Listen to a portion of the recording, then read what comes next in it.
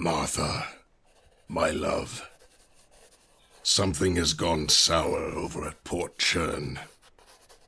I met this fellow a sennight ago. Says his name is Captain Stanton. He's a God-fearing man and one hell of a sailor in waters such as these. Ere yesterday, as we was out in the Gulf, Stanton's face turns white as a banshee. I look over me starboard side and see us a light off in the water. The lighthouse of Sand Key is over me stern, and I swear on me mother's grave that I haven't had a lick of moonshine in over a fortnight.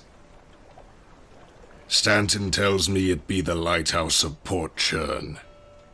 Says he used to stay there, and at one time it was a bustling town, churning over dairy and butter and cream, like it did salty sailors as he.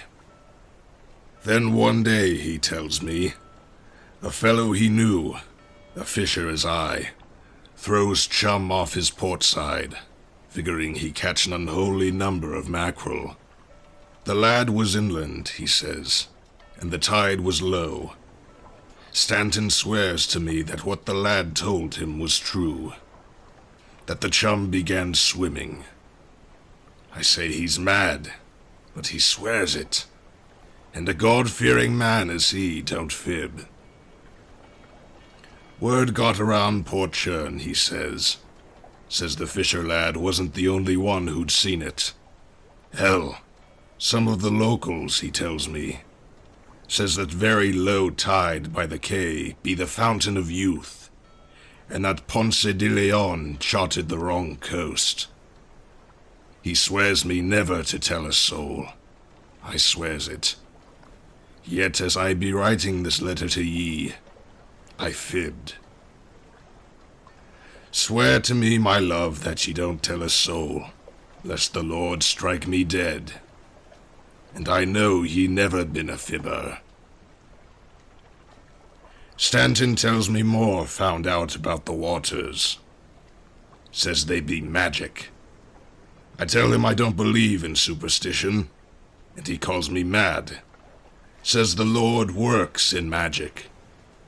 He says all manner of folk go down to the waters of Port Churn where the Chum started swimming. Says they thought God blessed the magic waters. Wrong were they, he says.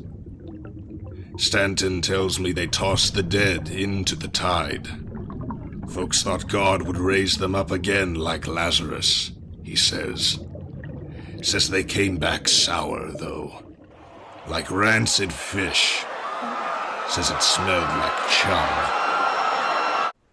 Stanton says he fled after he saw his old skipper mate standing on the roadside. Says he died years ago, shipwrecked just off of Port Churn. Says he didn't look right. The lad was missing his eyes, he says. Stanton also tells me that some of the men, once fishermen as I, are now fishers of men, and not in the name of the Lord, I tell ye. Stanton tells me the lighthouse of Port Churn stopped shining over a sennight ago, before he and I had set sail together. Says it might be a cry for help. I says it might be an angler. We both says we have to go. Don't ye be troubled, my love. Stanton and I will just be charting it and be back on the mainland over morrow. Stanton tells me the voyage is calm.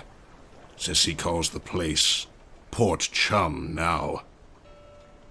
Godspeed, my love. Flynn.